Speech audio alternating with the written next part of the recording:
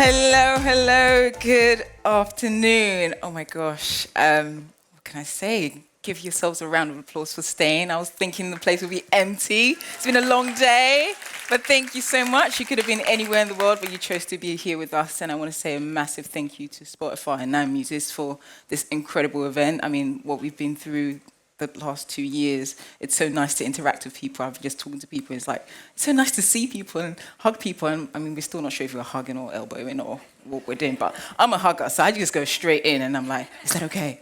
But yes, it's been really incredible and thank you so much for having me. I'm going to tell you a little bit about myself. I hope it's interesting. It's been a long journey. For me, I've been in the creative and fashion industry for over 20 years and I'm giving my age away, but you know, the skin's looking supple, so you can't tell.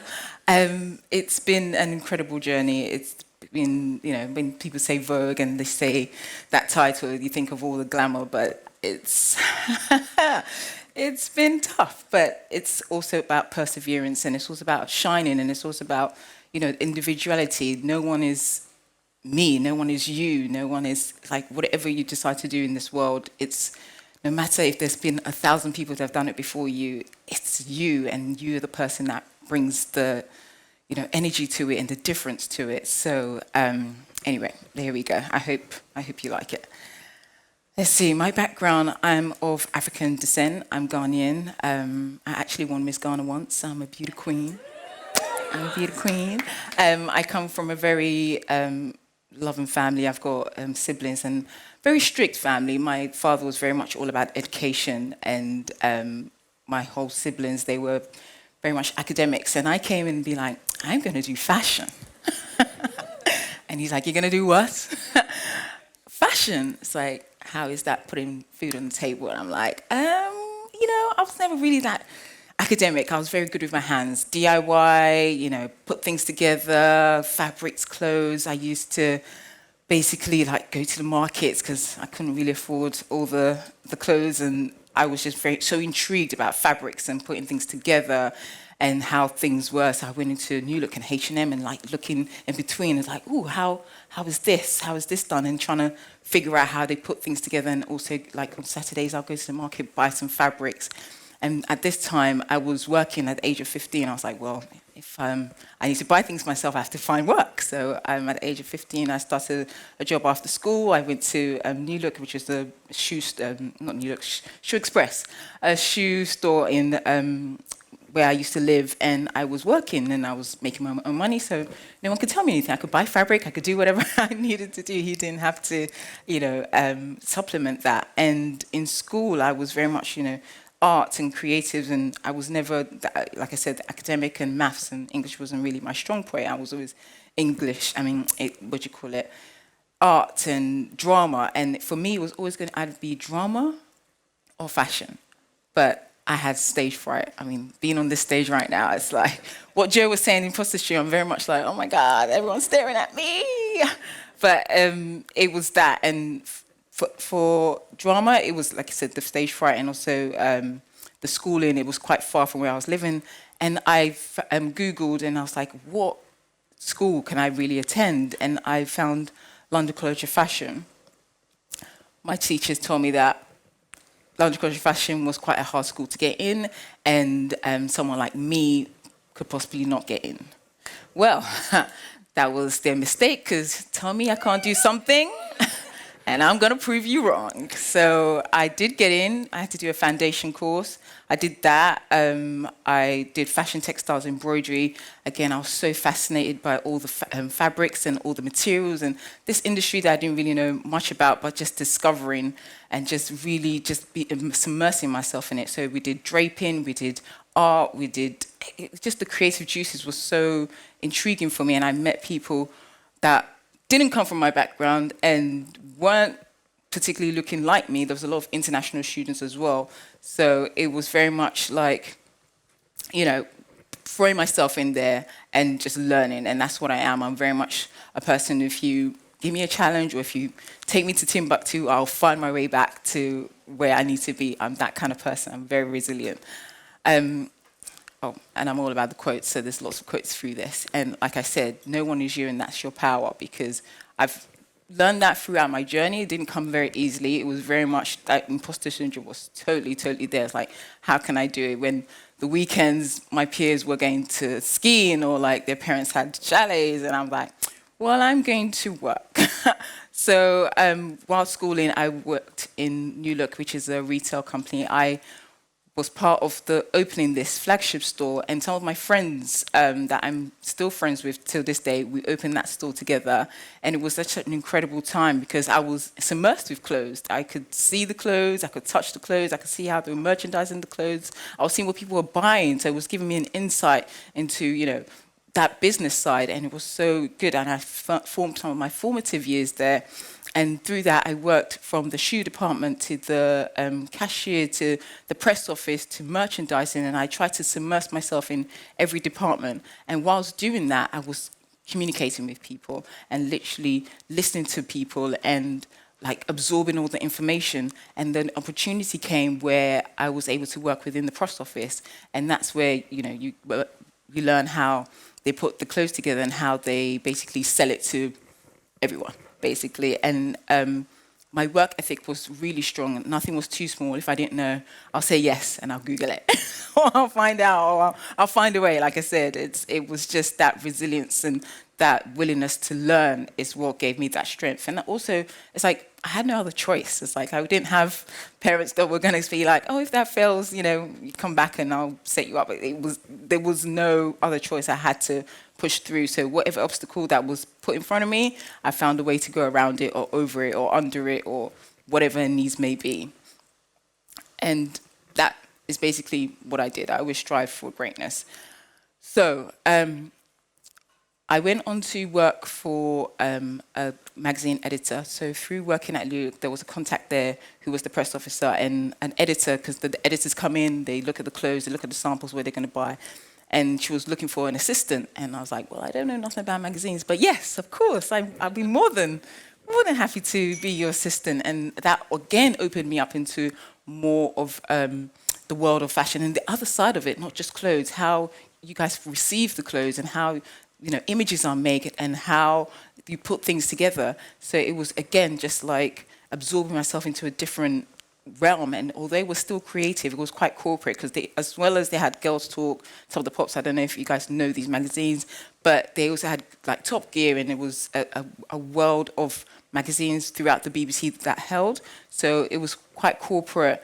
And at that time, I was being a hair model, so I used to come into the office and I would have like a Mohican, or the next week I'll have purple hair, or the next week I was in the fashion cupboard, so I thought it didn't really matter, but it also showed my personality, as you can see, very bright, very bright colours, and I was very much, again, exploring and literally open to so many different possibilities, and then they started putting me on the shoots, so therefore I would work with the editor in terms of picking the models, picking the clothes that the model was going to wear, or the story that was going to be. So it was entirely me to be more involved in the creative process. And again, that was through the work ethic. I always never said, this wasn't my job, or this is too small, or, whatever the task was, I was like, how can we do it? How can we fix it? How can we make it work?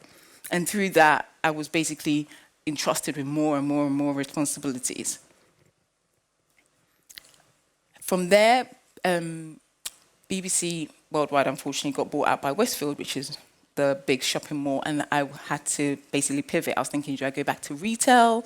Do I, find another job? I was just literally trying to find my way, because I needed to, pay for my fabrics and pay for school. And then I stumbled on a job with Zandra Rhodes, who is an incredible, long-standing designer. She's been around since the 70s. She's dressed everyone from Freddie Mercury to Princess Diana, to her clothes being on Sex and the City, to she is just an amazing character.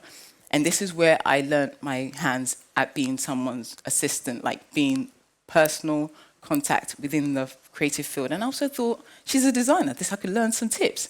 I had no idea what I'm doing. Once again, I just said, yes, of course, I know how to do this stuff. Yes, yep. I'll find a way.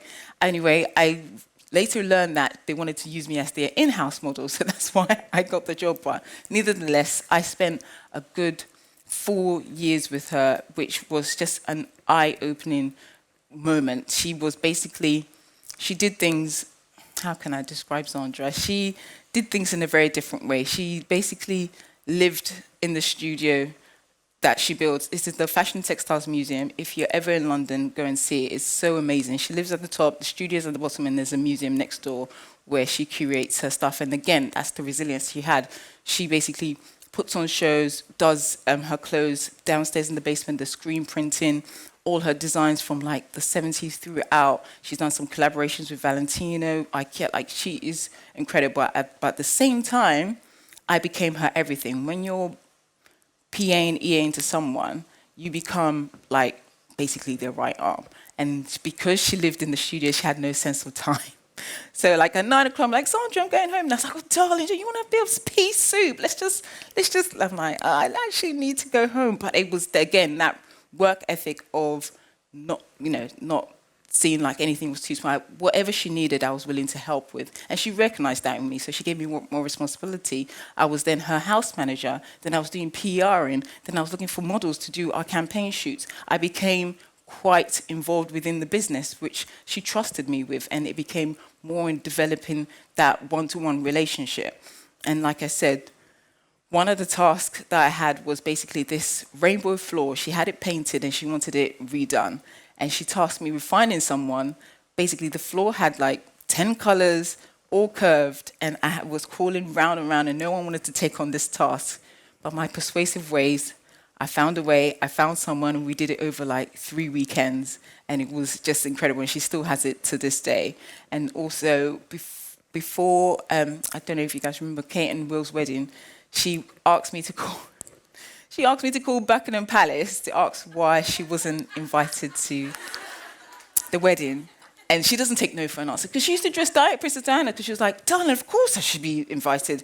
But I had to call the palace. I was like, how do you call Buckingham Palace to ask why someone isn't invited? But she would ask you who you spoke to, what time you called them. She didn't take no for an answer, and this is why I learned to pivot. That's where you have to learn plan A, plan B, plan C, because whatever it is, you have to figure it out. And I loved the fax machine. I used to email her, she used to print it, and then she'll fax it back to me. I literally have some of the faxes till this day. It was just an incredible experience. It grew me in so many ways. It's like, there's nothing I really couldn't do, which was amazing. So, sorry. So like I said, resilience and literally perseverance, you're more than capable. You just don't know. You just have to push yourself and try. That's all you have to do. If you don't try, you will never know. So from there, I basically, like I said, I was with her for 4 years. Being with her inspired me to go back to basically being a designer like I wanted to be when I was at London Fashion. And at that time, there was no Instagram. God, I'm showing my age again.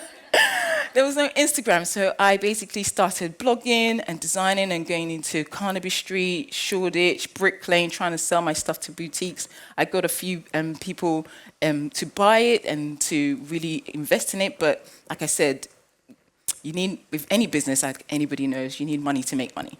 And I didn't have much of it. So from there, I basically decided, if no one's going to give me much opportunity, let me pivot to being a stylist, because if I have a bunch of clients, then I do my designing, maybe then I'll have people to buy my clothes. So where is the best place to go to be a stylist? I went to LA. LA is a place where every day there's an event. Someone needs to be styled, someone wants to be an actor, someone wants to be an actress. They will literally, it's a no-brainer. Let me just take myself there. Plus New York was very much like London, and I thought, LA is sunnier, let me just go. I basically threw myself into it. I didn't have any contacts. Like I said, there was no Instagram at the time, so I was just calling people, Googling agencies, fashion PR companies, because that's what I learned from BBC and the magazines, PR companies, and trying to get samples. So I literally just Googled and fought my way and booked meetings. But with LA, there's all uncertainty. So you book a meeting, the next day they can cancel. No one owes you anything. but I didn't give up. LA also doesn't have good transport systems, so I got trimmed that way. I was walking everywhere in the heat. I was just finding my way, meeting friends, meeting people, making friends, talking to anyone and anyone that would give me an opportunity. I literally spent about 2 months there, and I nearly got this amazing job, but the visa was an issue. As anyone knows in the US, like if you don't have a visa, you can't really work. And their biggest thing was, to invest all this money in this person who doesn't actually live here.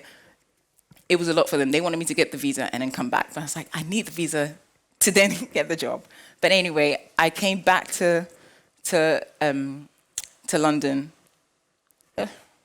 And like I said, just embracing the uncertainty, I was not sure what I was going to do.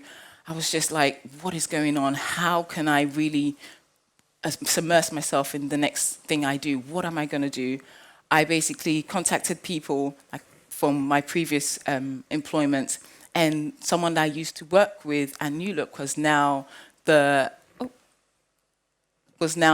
head of PR at River Island, and Rihanna was doing a collaboration with them at the time, and she brought me on board to be basically assisting them in anything they do. So lo and behold, I've gone from a full-time job, this amazing thing, to now practically back to being an intern. I interned previously, so I knew what it took and what it was, but I was just basically on the hustle. Anything and everything I was doing. I was being like a bartender, then in the office, and I was working like 3 jobs, like simultaneously, just trying to figure out my next step. And basically, my thing of this was, I always never thought, this is not for me. Oh my God, this is like beneath me. Anything and everything I put my heart into, and I always gave 110%. That's what it was. It was never a thing of, oh, I'm too big for this. And through that, I worked for a communication company called the TCS, who look after Versace, Christopher Kane, some of these big names. And then I got thrusted into the world of Fashion Week. So they did all the shows for Fashion Week and basically literally helping the director there. Subsequently, he had an EA. She went on a sabbatical, and then I got brought in as a temp. And literally, he asked me, do I need to know how to use the system once again? I'm proving I'm a bit of a liar. I lied a lot. I said yes. And literally, he was leaving for Milan like in the next 2 hours, and I had to prep the deck. And I had no notes because they had a temp assistant, but because they left so abruptly, there was no handover for me. So I was literally just trying to find my way, like, how does the phones work? Oh my God, what's going on? But again, that imposter syndrome is like, I can't fail. I can't let them know I don't know what I'm doing. So I figured it out. I found a way. 2 hours later, he was off on his trip to Milan. Like I said, I learned how to pivot. I'm that kind of person where I will literally, whatever it needs to be done, whatever we need to do, I will find a way, make it work. That's my tagline, make it work. From there, he was PRing for a luxury fashion e-commerce called Mr. Porter, which is the brother company of Net-a-Porter, which I'm sure you're all aware of. There, I was brought in to look after 4 of their directors, the marketing director, buying director, creative director, and managing director. And within that company, I was the only one looking after 4 directors while others were looking after 1. Once again, sometimes I'm like, God, why is it always me getting these challenges? But once again, I stepped into that office and basically told myself, this is a great opportunity. This is more of where it was more corporate. So I've been very much, previous roles was very creative and one-on-one, where this one was very much like budgets and bigger meetings and board meetings and things I hadn't done before. But I was very much submersing myself, and the way I interacted with people, instead of sending emails, my thing was, okay, I need to make some sort of contact with people. I would go up to people and be like, hey, how was your weekend? So Jeremy needs that meeting done in like 10 minutes. Can you do that? And with a smile, who could say no?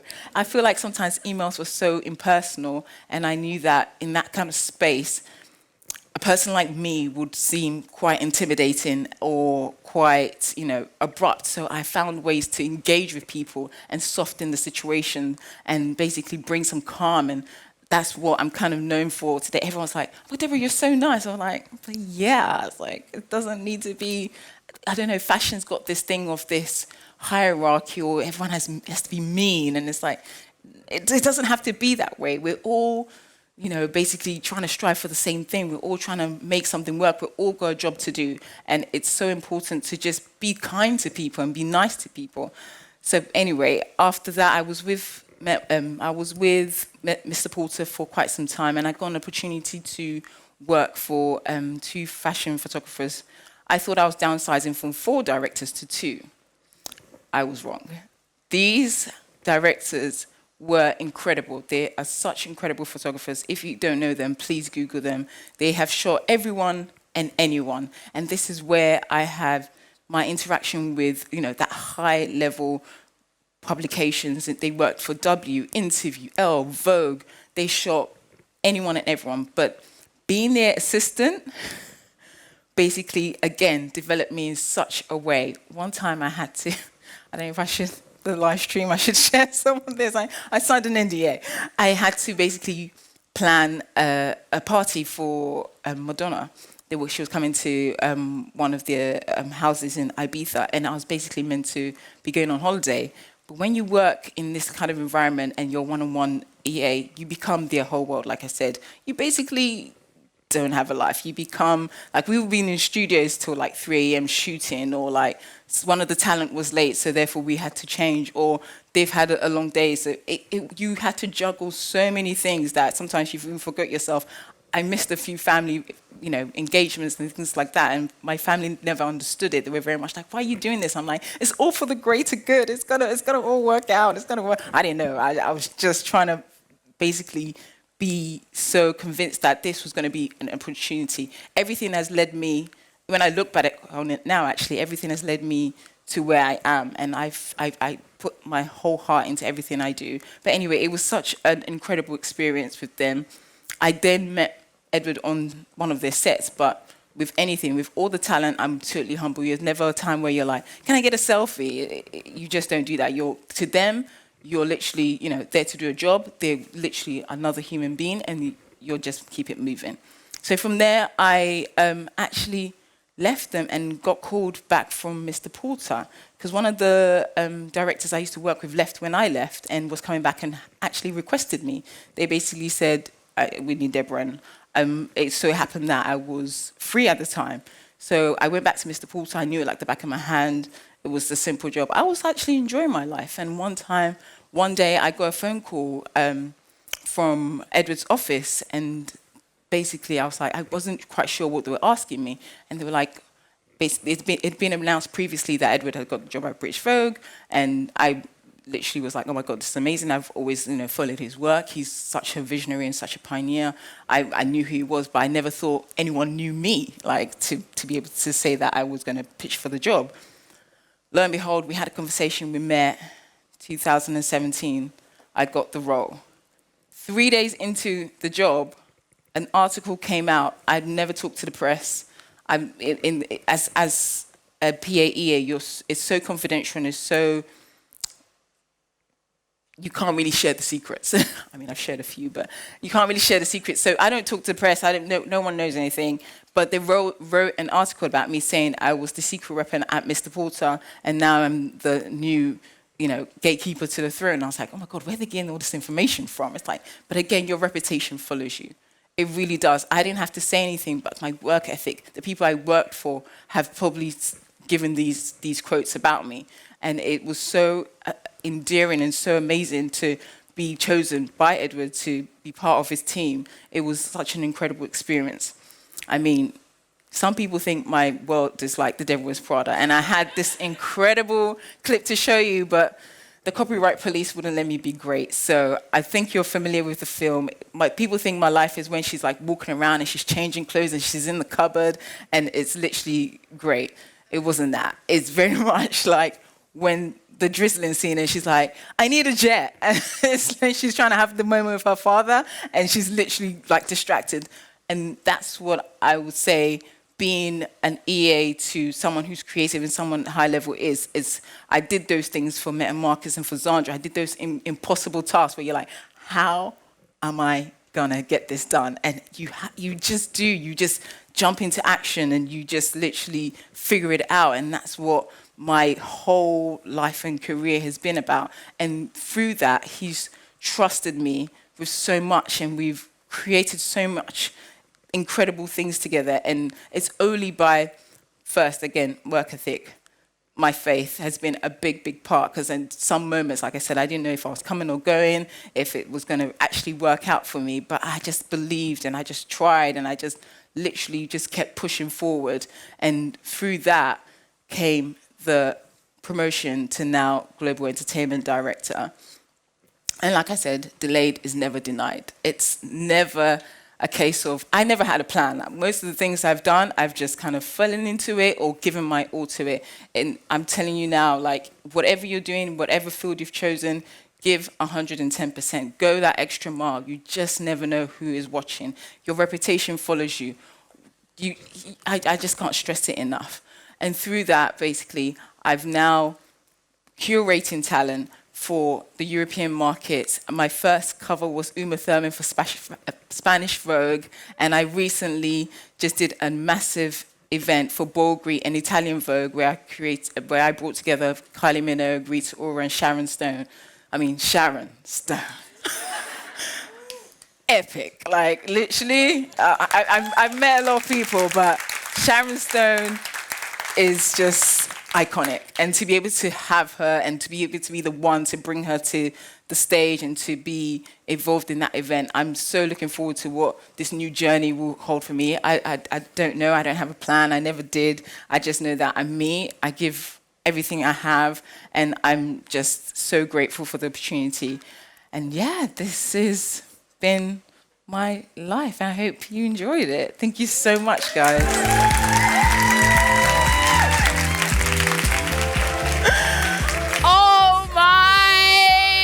You have to hug me. Amazing. Come sit down. Deborah Ababio, everybody. Another round of applause.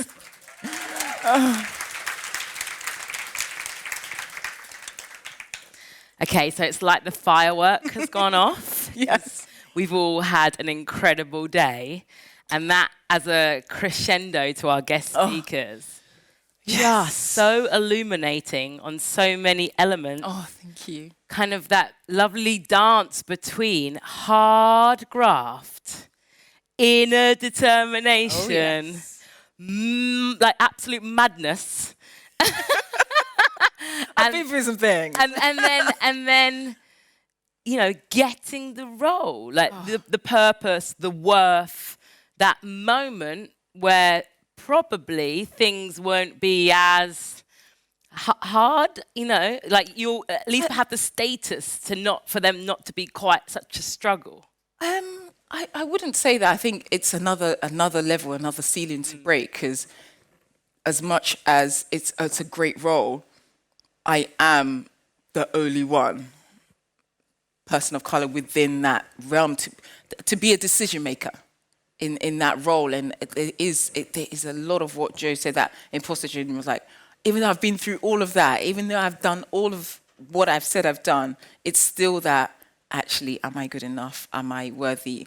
But then also excited about the challenge and to be able to curate talent of that magnitude for an event or for a cover or for anything. It's that balance, always that striking that balance of like, oh my God, oh my God, oh my God, oh my God, oh my God, this is amazing. Oh my God, I can do this. Do you think it does get easier with experience though? Because personally, I interview a lot of incredible people. I'm around people that I find just absolutely magic in many ways.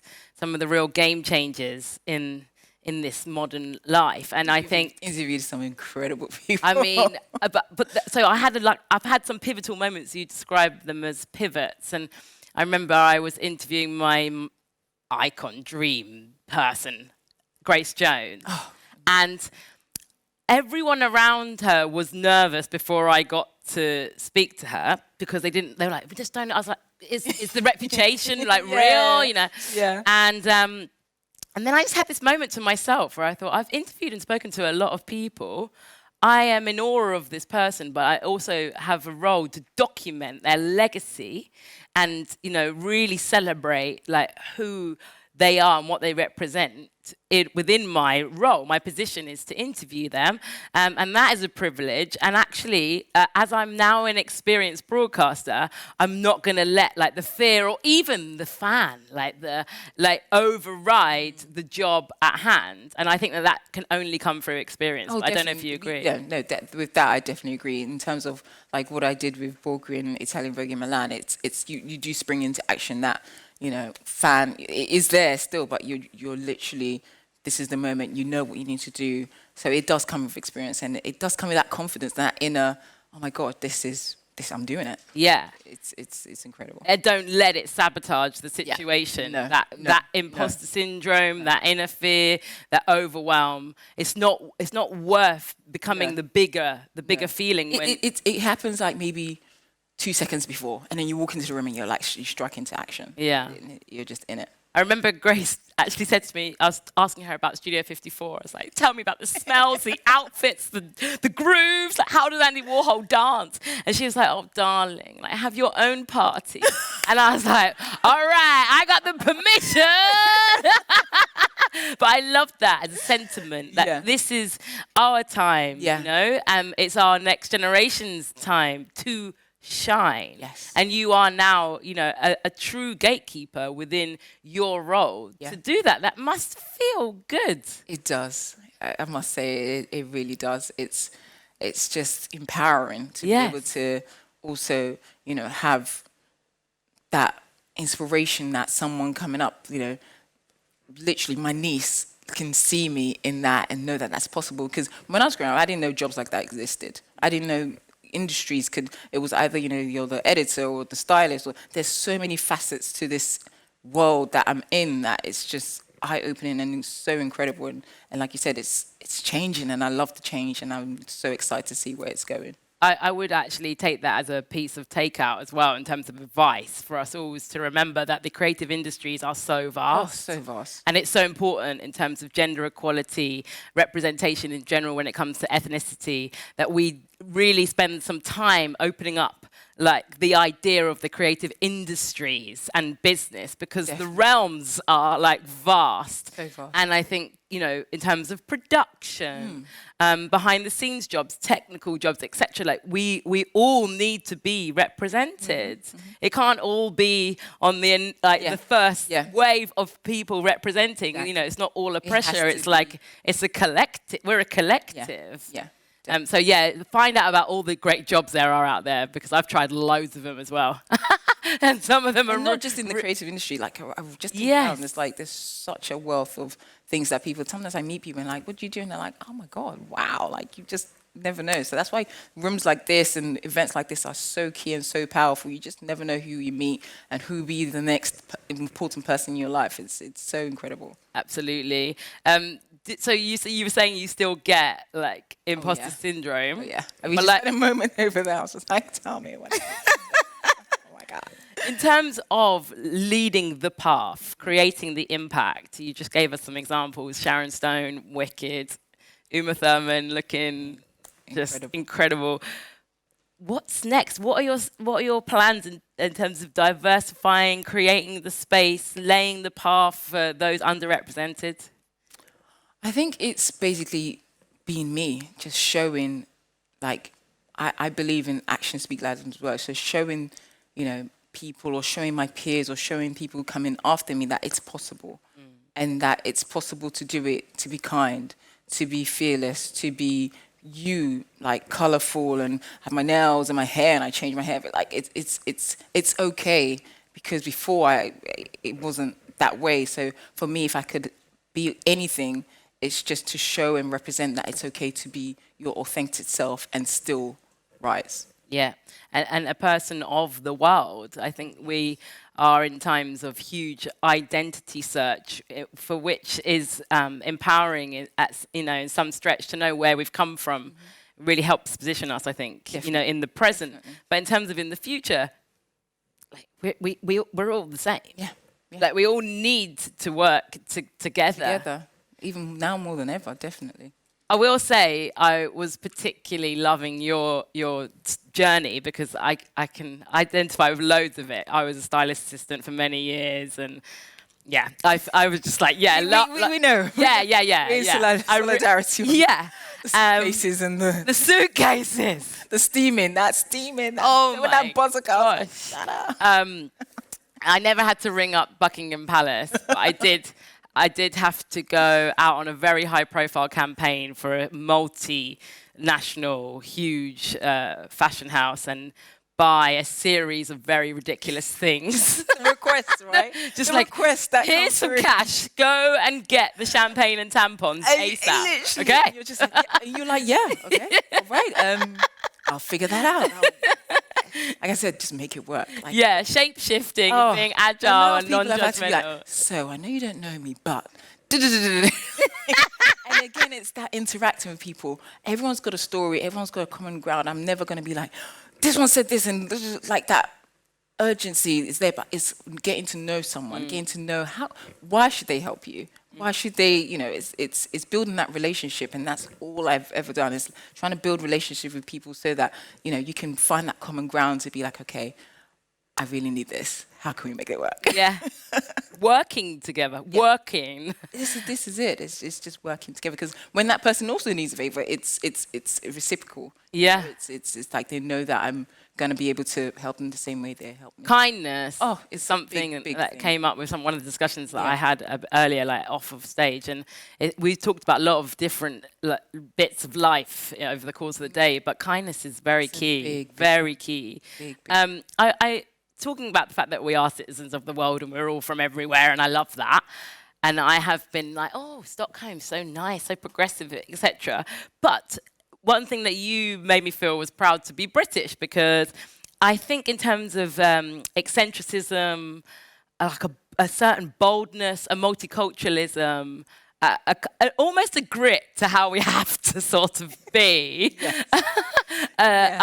I really connect with, and I wonder whether we can look to particularly fashion, music, style, all those beautiful intersections of creativity, and put the UK there, despite being what's known as Brexit Island sometimes, and have a look at it as a study, as a great example of some really, really wonderful, unique content, style, scenes, counterculture, etc. Oh, definitely. Even to the Fashion Week is just wrapping up today. Was the last day of Paris, but from London, when the editors come, London is such a hub of creativity, from the young designers right through to the big ones. And fashion evolves. There's so much.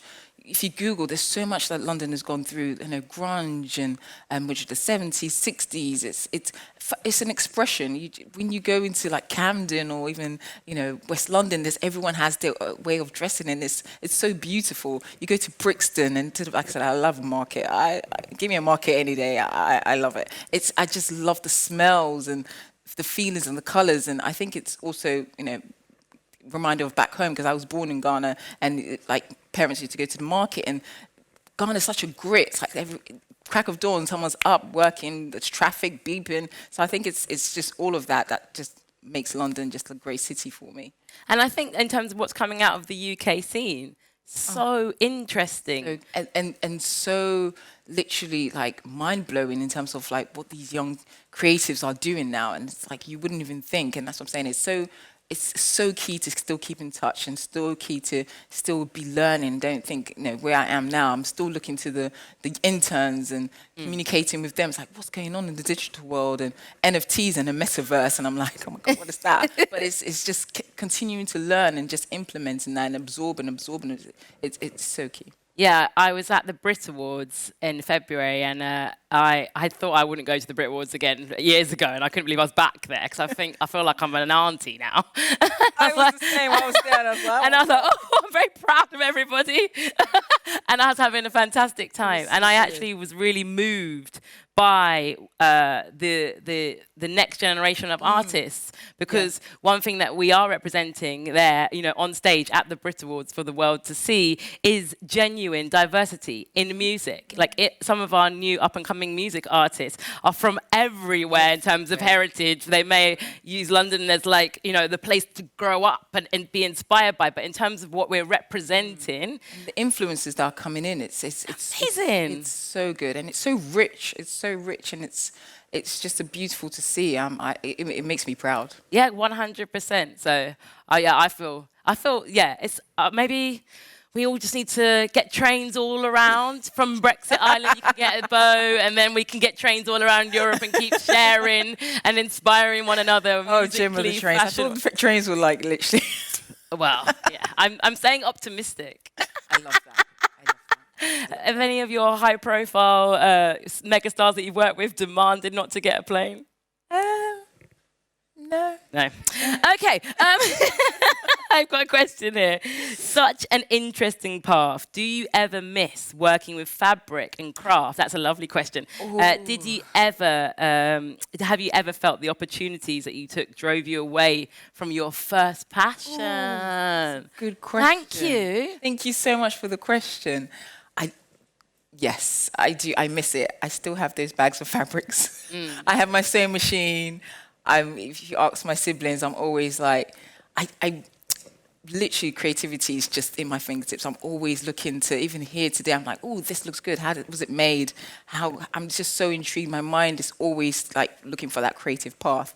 So yes, it has, but at the same time, I don't regret it. I just feel like it will come round. I know the universe will bring it around in some way, some shape or form. And also within every field that I've been in, I've always been in touch with that in some way. So I'm never too far away from it. And I think there might be a time now as well for like the world creatively to maybe take a bit more time. Do you think? I think the kind of the climate crisis is demanding us to rethink something. Yeah, definitely. Are you gonna? Are we gonna all do what Louise is doing and just like restructure all of our? Clothes? I loved her. Amazing. And it, like I said, it inspired me. Like I was drawn to her. It's just literally like, my God, like what can I do with this thing, and how can I make things different? It's you know, I might go back home and get that sewing machine out. Yes.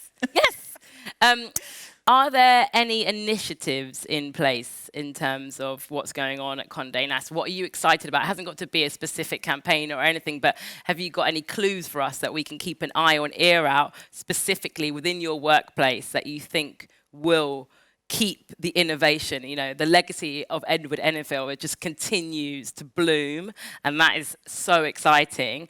What's coming next? I mean, he's very passionate about, you know, empowering the next generation. And before COVID, we used to have initiatives where we have inner city schools come into Vogue, because that's an access that, for me, I even never knew was possible to be in those halls. The first day I got there was such a moment, a daunting moment, but I embraced it like I do everything else. But literally bringing the inner city schools into the offices and showing them what is possible. You know, this is a creative director, this is a stylist, this is a copywriter, showing them different aspects of that industry that is open to them, which was never, you know, you would not think is possible, but it actually is, and showing that it is possible. And I'm so excited, and I hope we get back to that when we come out of what we've been in. But that is a great initiative that he's doing, and I think we're all behind that.